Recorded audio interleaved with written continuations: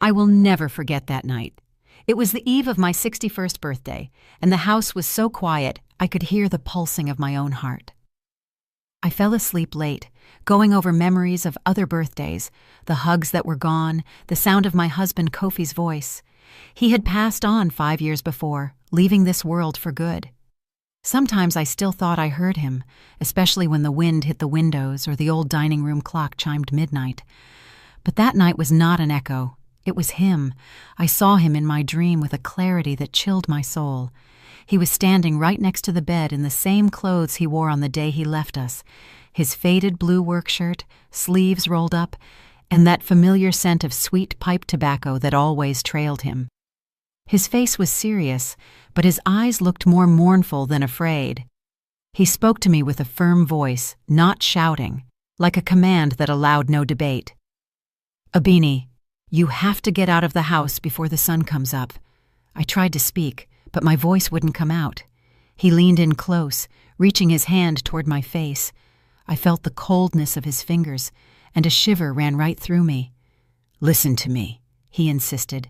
"Before daybreak, you need to go." I woke up with a start. My heart was pounding against my chest. The room was dim. The clock read 3:47 in the morning. The air smelled faintly of natural gas, or maybe I was just imagining it. I sat up in bed and saw something that stopped my breath. A shadow next to the door shaped exactly like a man. I blinked, and it vanished. For a moment, I thought I was dreaming while awake, that the sheer loneliness was playing tricks on me. But then I remembered Kofi's words, "Before the sun comes up." I threw on my robe, grabbed my purse, and left. I didn't turn on any lights. I walked barefoot down the hall with my soul in my throat. When I opened the front door, the pre-dawn wind cut through my skin. The entire neighborhood of Oak Grove was sleeping. The sky was a dark, moonless blanket, and only the distant crow of a rooster broke the silence. I sat on the garden bench, hugging my knees, waiting for the dawn. The cold was seeping into my bones. Several times I wanted to go back inside, but something held me. Not fear, but pure instinct. It was almost 5:30 when the first sliver of light peeked over the rooftops. The dawn painted the sky a faint orange, and just then, a sound shook me to my core, a dry, sharp, tearing explosion. The window panes vibrated. I turned my head and saw my house engulfed in fire.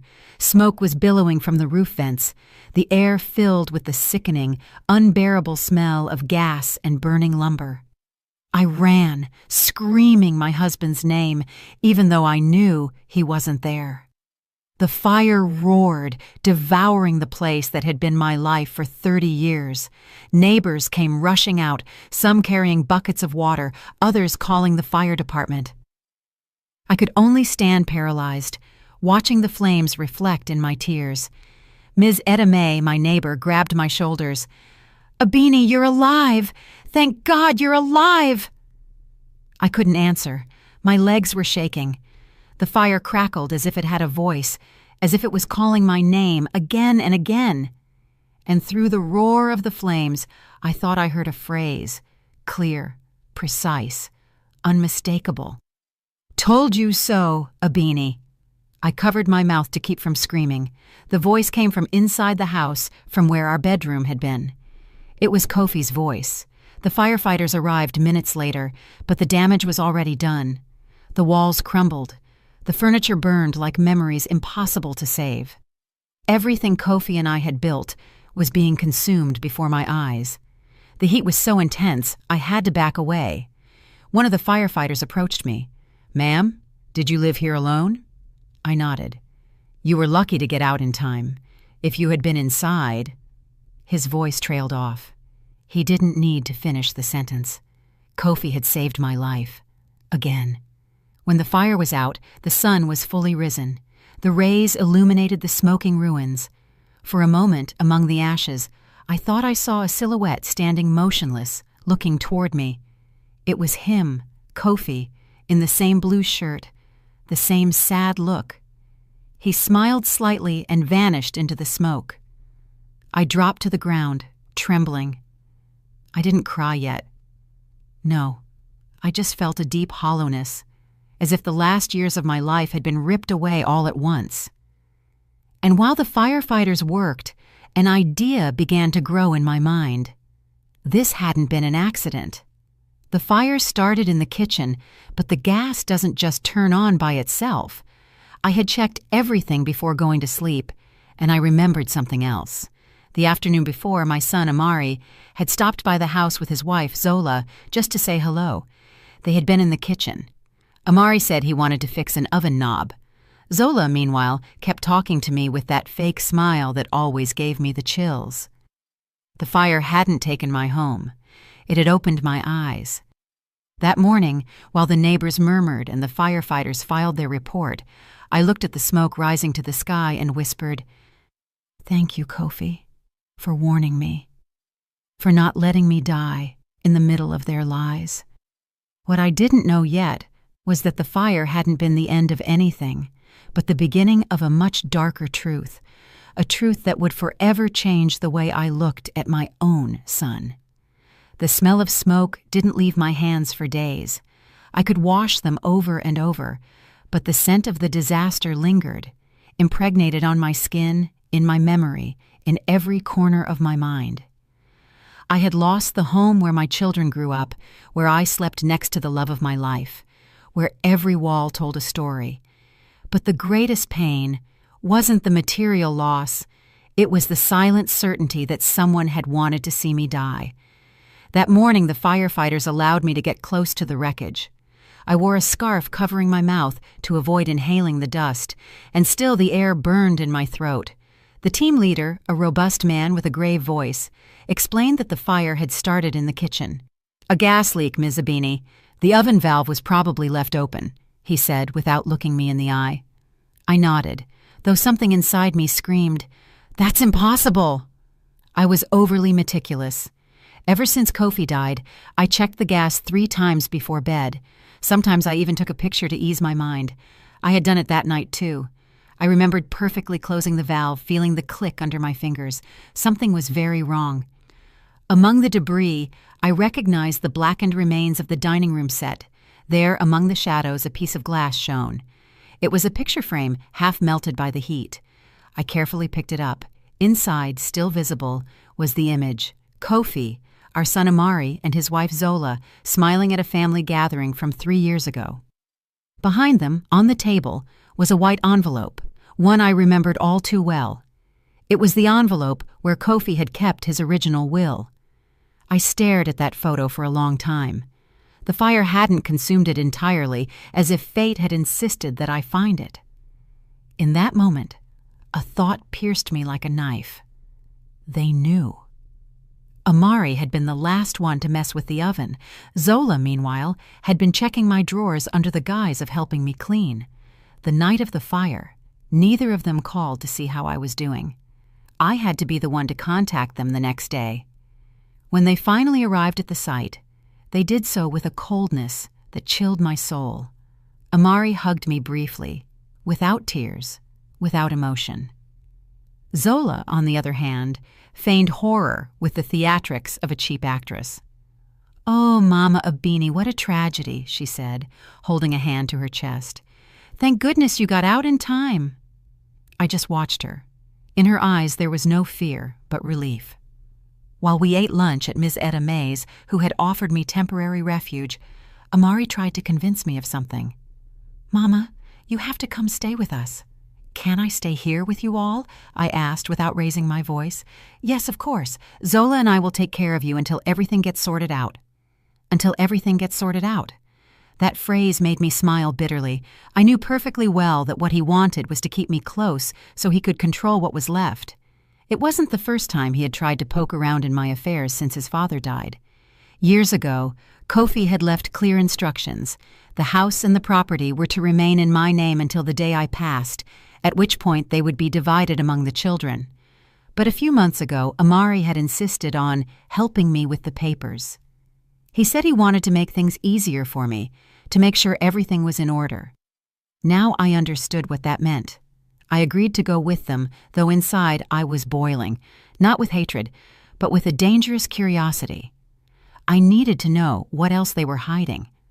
The first day in their house, everything seemed normal, too normal. Zola smiled at every turn, made me coffee, and showed me the guest room. "We made some arrangements, Mama Abini, so you can feel right at home." "Thank you," I replied, suppressing the tremor in my voice. At night, however, something kept me awake. I heard whispers in the hall, footsteps stopping in front of my door. Sometimes I thought I heard the sound of a key turning slowly, as if someone was testing the lock. One morning I opened my eyes and saw a shadow pass under the door. Zola. I recognized her by the perfume. I pretended to sleep. I heard her open my purse and rummage through my things. When she left, I got up slowly. The drawer of my nightstand was slightly ajar.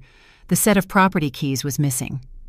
That morning, while we ate breakfast, I asked Zola, "Have you seen my keys?" "Your keys? No idea." "That's strange. I had them in my purse last night." "Maybe you lost them in the fire, Mama Abini, with all that smoke and confusion?" She smiled. That smile was all the confirmation I needed. I didn't say anything else. I had to move carefully. I knew that if I showed my suspicions too soon, they would isolate me, and this time I wouldn't have Kofi to warn me. That day, while Amari was at work, I decided to check his study. It was a small room full of folders and documents. Among them I found an envelope with the letterhead of the North Star Bank. Inside was a loan agreement in his name, and at the bottom my signature, clearly forged. The loan had been taken out 3 weeks before the fire. The amount was exactly equal to the assessed value of my home, hundreds of thousands of dollars. I felt such dizziness that I had to sit down. My hands trembled. Amari hadn't just tried to rob me. He had already taken out a second mortgage on my house, as if I were already gone. I put the document in my purse. That night, when he returned, I pretended everything was fine. He asked me to tell him again what the fire was like, with a strange insistence. "Are you sure you didn't leave the gas open, Mama?" he asked, looking down. "I'm certain, son. You know I'm careful." "Yes, of course," he muttered. Inside, I was boiling with pain. I couldn't understand when my son had become a stranger. I remembered when, as a boy, he used to bring me flowers from the garden, when he cried if I got sick. Where was that child now? When did I lose him? That night, I prayed for the first time in months. I didn't ask for vengeance. I asked for clarity. And just before falling asleep, I felt it again. The same smell of pipe tobacco, the same low murmur of Kofi next to my ear. "They ain't through with you yet." I woke up sweating, and in that instant, I knew. The fire had been only the first attempt. When I agreed to stay at my son's house, I did it for one reason only. I needed to watch them operate up close. It wasn't love or fear, it was strategy. At this point, the pain had stopped hurting and had turned into pure clarity. A woman who has survived a fire learns to read the embers before they even ignite. Zola seemed delighted to have me there. The first day, she made me breakfast, took me to the pharmacy, and even bought me a new blanket so I would sleep warm. "Mama Abini, you deserve it," she said with that smile that never quite reached her eyes. Her kindness was a perfect mask, and behind it hid something she could no longer disguise: impatience. Amari, on the other hand, avoided staying home much. He greeted me with mechanical affection, like someone fulfilling a duty. Sometimes I saw him leaving before dawn, cell phone in hand, and returning smelling of liquor and someone else's perfume. I pretended to sleep, but my ears, accustomed to long silences, heard everything. One afternoon, while Zola was cooking, the doorbell rang. She dried her hands quickly and peered through the window before opening. "Who is it?" I asked. "Amari's accountant," she answered nervously. "He's just dropping off some work papers." The man entered without looking at me. He carried a leather briefcase and an expression of haste. He left an envelope on the table, exchanged a few words with Zola, and left. But what caught my attention was that she ran to hide the envelope in her purse. That same night, when everyone was asleep, I got up quietly. The purse was on a chair next to the door. I opened it carefully. Inside, besides makeup and keys, I found the accountant's envelope. and within it, a copy of Kofi's falsified will. I couldn't stop my hands from trembling. The document had my name, but the signature wasn't mine. The handwriting was clumsy, unsteady, almost childlike. It claimed that the house and property were to pass directly to Amari upon my accidental or natural death. Accidental. That word was branded on my skin like a burn. I put the envelope back where I found it, and that night I didn't sleep. The next morning, Zola walked into my room without knocking. "Mama Abini, did you sleep well?" she asked in her sickly sweet tone. "Yes, child, like an angel." "Oh, I'm glad, because last night I heard noises in the hallway. I thought you had gotten up." "Must have been the wind," I lied. Her eyes scanned me like a cat observing its prey. "You need to be careful, Mama Abeni. A fall at your age could be fatal." She smiled, turning away, and for an instant I swear I saw the shadow of evil in her expression. Amari, meanwhile, seemed increasingly distant. When I tried to talk to him about his father, he changed the subject. When I asked about his job, he answered evasively. One night, returning late, I heard him arguing with Zola in the kitchen. "I told you it wasn't the right time," he muttered. "And when will it be, Amari?" she shot back.